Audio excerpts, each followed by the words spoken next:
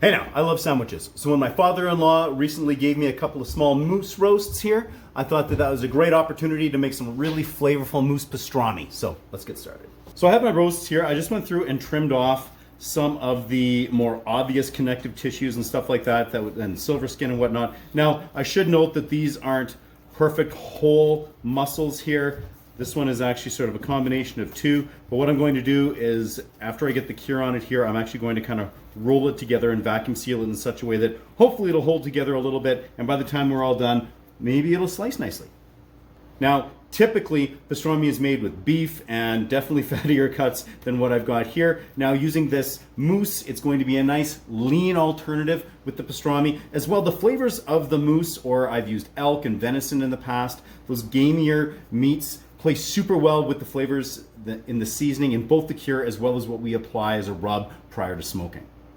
So I've got my spices all ready for my cure here. Now, couple of things. First of all, I'm going based on weight and I'm going with a percentage here. So what I've done is I've got a recipe that I can easily scale for any weight of meat. What I did is got an original weight in grams because, hey, sorry to my imperial loving folks, but grams are way easier to work with when it comes to math. So I weighed out and I have 1,185 grams, so 1.185 kilograms for my first roast here. Now all of my ingredients are just a percentage of that. So I do that 1,185 multiplied by the percentage that I'm going to tell you, and that gives me exactly the correct number of grams of each ingredient. It's way easier, particularly when you're looking at actual cure, which can be potentially dangerous. So for my ingredients here, first of all, my cure number one, or Instacure number one, or prog powder number one, whatever you want to call it. It's sodium. It's the sodium nitrite version of cure that is 0.25%. So in that case, this came out to 2.9896 grams.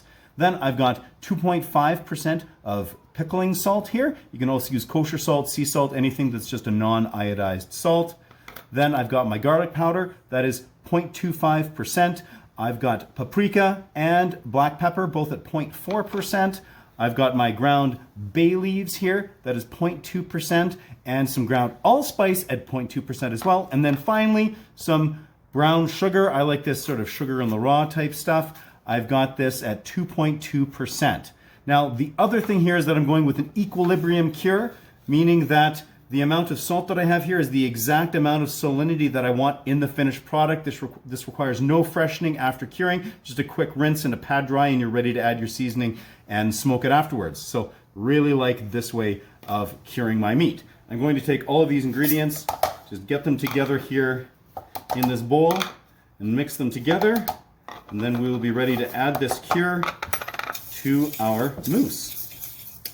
So I've got my cure here. I'm just going to do this in a meat tub because that way I can sprinkle around this cure as much as I want, and any splash off isn't going to be getting over my counter. I can then scoop up any of the extra cure in here into my vacuum bag in just a moment.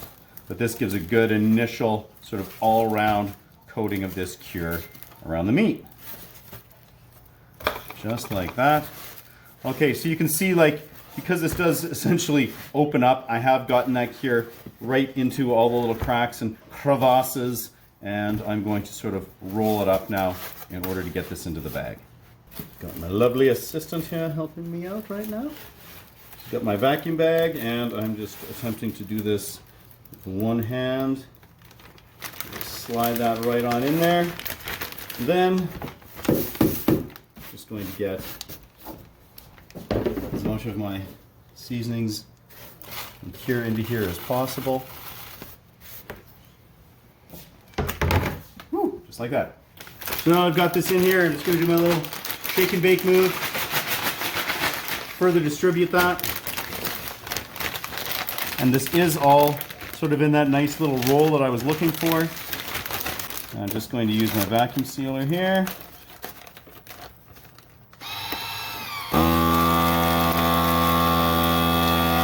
So I'm using, this is a food saver that I have here. It's a vertical style unit. I prefer that kind. There are some nice food savers out there. I find these vertical ones tend to work a little bit better than the horizontal ones. So I've got this in the vacuum bag. I've got it labeled, the product, the original weight there, then also my date. I like to use vacuum bags for this. You could also get away with Ziploc bags. I've tried that out in the past.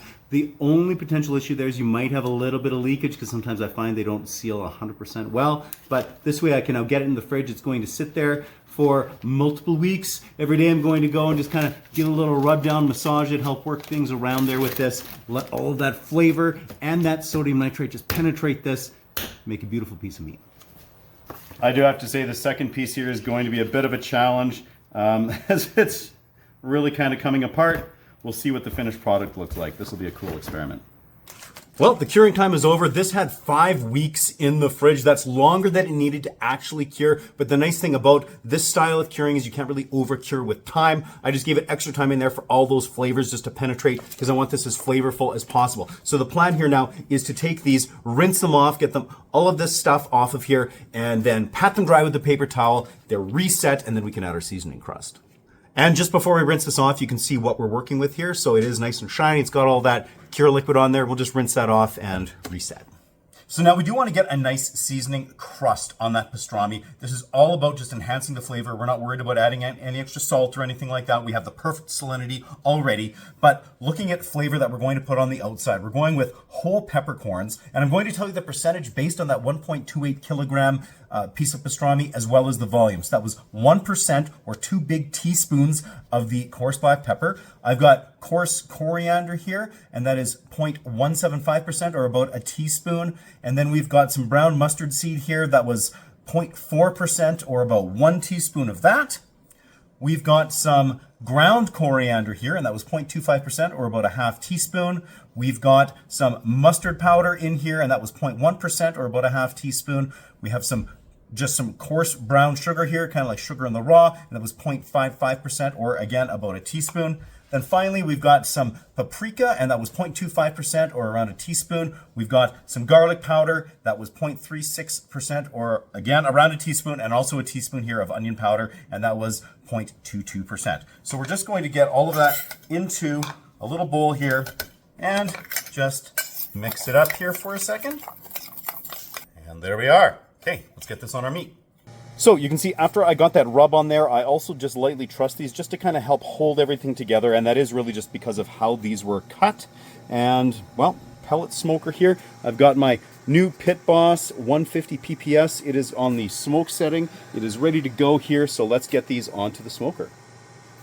Now, since I would normally like to have these things elevated with a little bit of a water pan with some beer and stuff underneath them, but I don't have the clearance in this unit, I just have this foil loaf pan back here, and that is allowing me to still get perhaps a little bit extra humidity in this environment.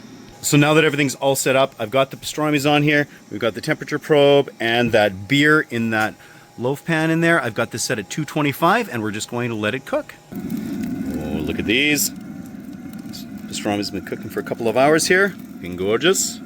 I've turned this up to 300 degrees. Very exciting. Just over 3 hours in here, we are getting close to our finishing internal temperature of this meat. It's beautiful. After 4 hours, we've hit 140 degrees. This moose pastrami is looking beautiful. The one on the left here has cooked a little bit more than the one on the right, so I'm going to give that a little bit more time, but I can pull this one off here and let it rest. My second pastrami here, I'm just tracking this temperature with my meter plus probe. So this is great because I can go inside and play around with that first one, and I'll get a notification when we are done. Check out that pastrami. Amazing. So this is that first one that came off here. Now, what a person could do at this point is to take this and just let it rest overnight. You could have it nice and chilled down, slice it up the next day. In fact, I'm going to do that with the other half of this. However, this one I do want to have for dinner tonight, so I've just let this rest here for several minutes, and I am ready to slice into it. So, first order of business is just to remove those strings. And now I want to start slicing in here.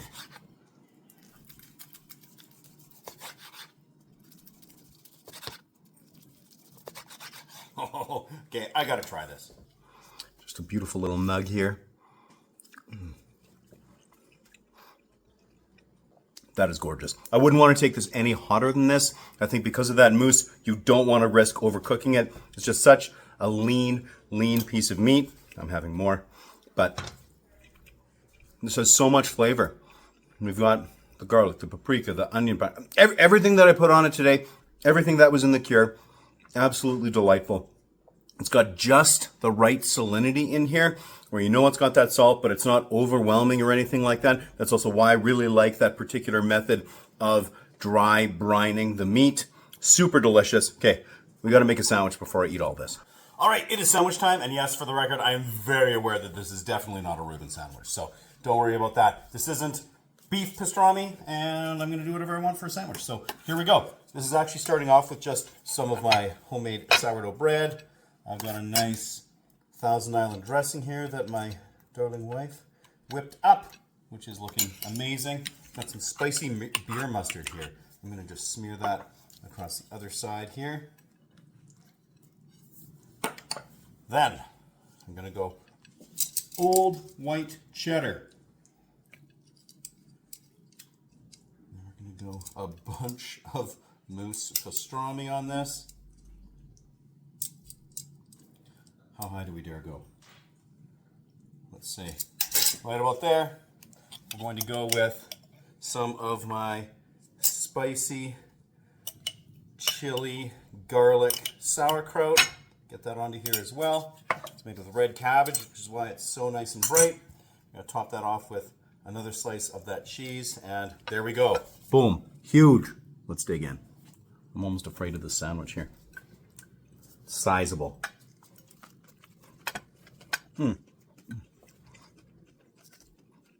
Right in the door, there was a lot of that spicy beer mustard. It's got that nice tang coming out of that dressing.